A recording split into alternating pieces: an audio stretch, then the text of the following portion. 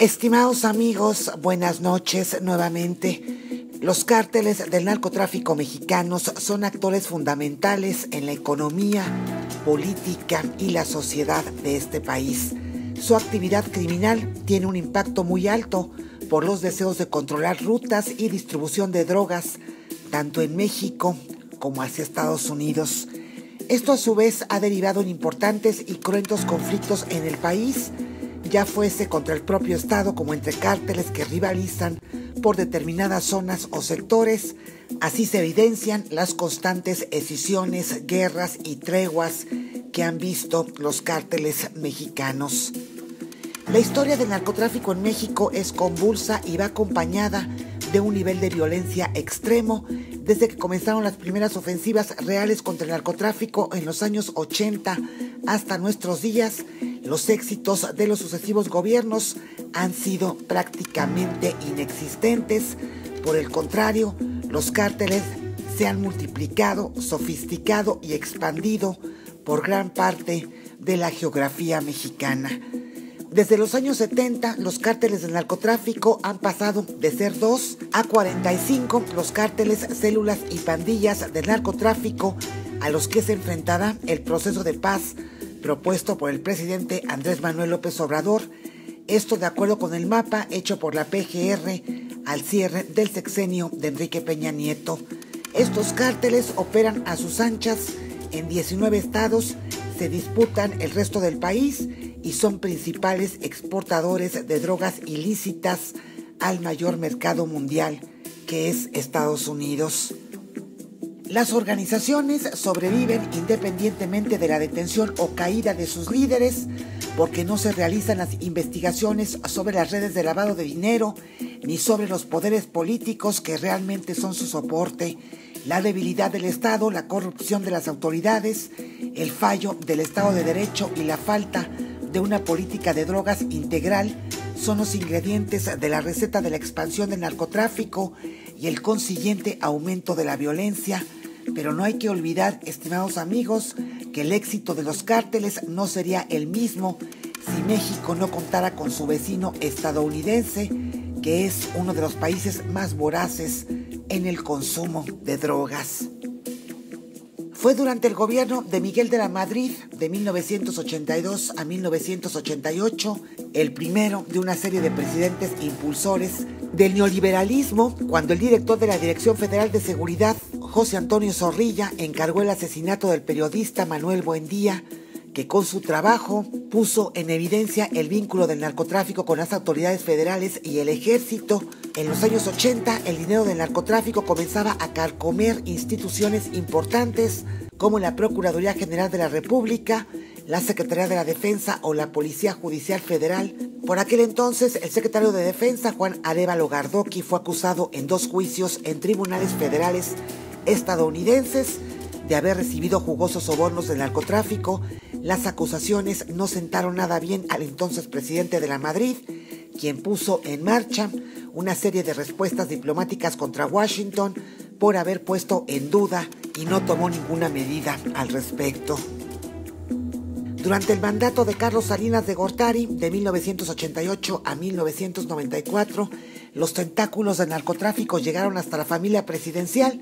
El hermano del entonces presidente fue sentenciado por enriquecimiento ilícito para más tarde ser puesto en libertad sin que nunca se llegara a saber qué ocurrió realmente. El final de los 80 y el inicio de los 90 fueron años prósperos para el crimen organizado. El cártel de Tijuana o de los Arellano Félix creció durante los gobiernos de Salinas y Ernesto Zedillo, mientras que el cártel de Juárez alcanzaría un poder inmenso de la mano de su conocido líder Amado Carrillo Fuentes, el Señor de los Cielos. A la muerte de Carrillo Fuentes en 1996, la organización se debilitó, pero sus principales integrantes no tardaron en crear una nueva organización con base en Sinaloa. Algunos de los nombres se vienen repitiendo desde entonces: Ismael El Mayo Zambada, Juan José Esparragosa Moreno El Azul, Ignacio Coronel Villarreal, los hermanos Beltrán Leiva y Joaquín El Chapo Guzmán. El cártel de Sinaloa se convirtió entonces en el más poderoso en México, junto con el cártel del Golfo. El presidente Ernesto Zedillo, de 1994 a 2000, tampoco salió indemne de los escándalos familiares relacionados con el narcotráfico. En 1998, un hermano del presidente reconoció haber firmado un negocio inmobiliario con personas que resultaron ser testaferros del ya fallecido Carrillo Fuentes, jefe del cártel de Juárez. Además, durante el mandato de Zedillo, el general Jesús Gutiérrez Rebollo, quien era el zar antidrogas de aquel momento, fue acusado de sostener vínculos con Carrillo Fuentes. El general acusó a su vez al entonces secretario de la Defensa, Enrique Cervantes Aguirre, de proteger a altos cargos militares que tenían ensuciadas las manos con el narcotráfico. Llega a la presidencia Vicente Fox Quesada del año 2000 a 2006. En el primer año de su mandato, presumió haber logrado incautar un 340% más de psicotrópicos que en el mandato anterior, así como de destruir miles de hectáreas de cultivo de marihuana y amapola. Durante su sexenio surgieron nuevos cárteles, los Zetas y la familia michoacana, mientras que el líder del cártel de Sinaloa, el Chapo Guzmán, se fugó por primera vez de una prisión de máxima seguridad. Pasados los años y apartado del poder, Vicente Fox ha cambiado radicalmente de discurso y ha repetido en varias ocasiones que es necesario legalizar todas las drogas para acabar con el narcotráfico en México. Al llegar el 2006, llega Felipe Calderón a la presidencia. Del 2006 al 2012, tomó la decisión de involucrar a la policía y al ejército en una lucha frontal contra el narcotráfico bautizada como la guerra contra las drogas. El exmandatario incrementó en un 50% el gasto en seguridad del gobierno, al tiempo que fortalecía la Secretaría de Seguridad Pública Federal y la Policía Federal. El expresidente impulsó una guerra no declarada del Estado contra el crimen organizado y protagonizó uno de los periodos más sombríos de la historia de México. Esta ofensiva se saldó con alrededor de 70,000 víctimas mortales, sin que sirviera para nada. Más aún, se exacerbó la violencia y las organizaciones criminales aumentaron su presencia. Calderón dejó de informar sobre el número de personas fallecidas en hechos relacionados con el crimen organizado en 2011, y cuando fue cuestionado por el número de víctimas, dijo que se trataba de daños colaterales. En el 2012 llega Enrique Peña Nieto al poder. Propone un abandono de la estrategia frontal de la guerra contra las drogas de Calderón contra las organizaciones del narcotráfico, con la intención de reducir los niveles de violencia. Enrique Peña Nieto cerró su gobierno con un poco más de 140,000 asesinatos, convirtiéndose en el sexenio más violento en la historia del país desde la Revolución Mexicana.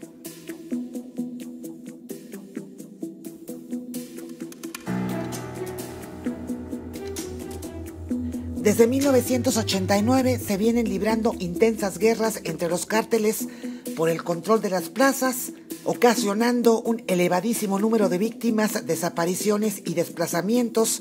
Esta situación se acrecentó en el 2001, cuando Vicente Fox acabó con la hegemonía política del PRI al frente de la nación y relanzando la guerra por el control del tráfico. La aparición de los Zetas llevó a lo que se denominó cárteles de tercera generación, con proliferación de acciones paramilitares, con material bélico y con acceso a sistemas de comunicaciones avanzadas. Mientras la acción gubernamental se ha centrado en una dimensión eminentemente policial y militar, dirigida a combatir las caras visibles de los grandes cárteles, sus estructuras, las fuentes de financiación, la droga procedente del sur, la entrada de armas por la frontera norte y las raíces de fondo de la delincuencia mexicana han resultado ilesas.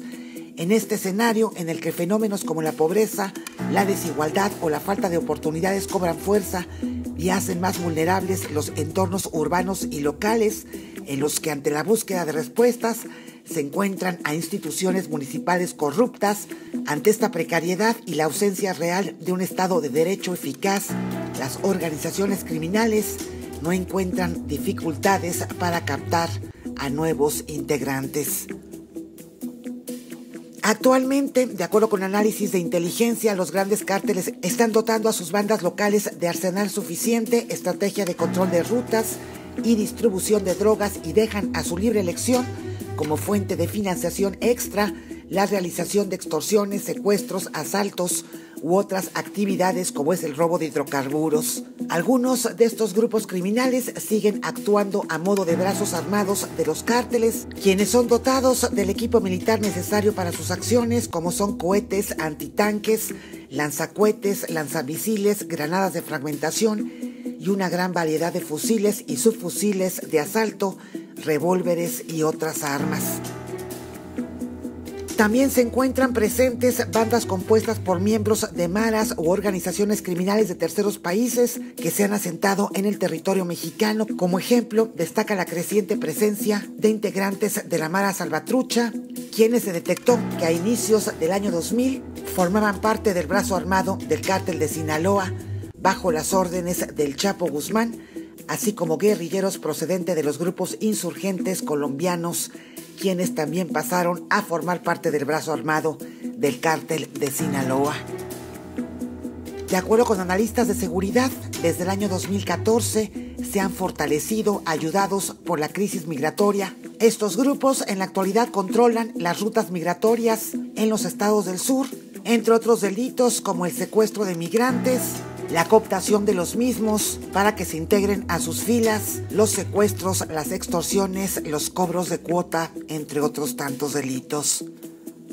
También existen, estimados amigos, pequeñas bandas de delincuentes comunes agrupados originalmente bajo criterios de oportunidad, que al entrar en pugnas directas por el control de ciertas rutas de la droga y otros mercados ilícitos, como sucede en la montaña y baja montaña de la Tierra Caliente, pasan a ser considerados bandas del crimen organizado, incrementando el número de actores en pugna por un mismo territorio y dirigiendo sus acciones más limitadas a entornos más concretos, las pequeñas plazas.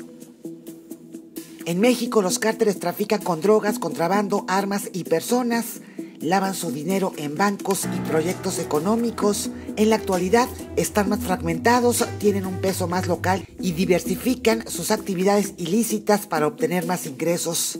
México sigue albergando las organizaciones criminales más peligrosas, violentas y sofisticadas que han conseguido extender sus redes hasta Canadá, Argentina e incluso a países de Europa.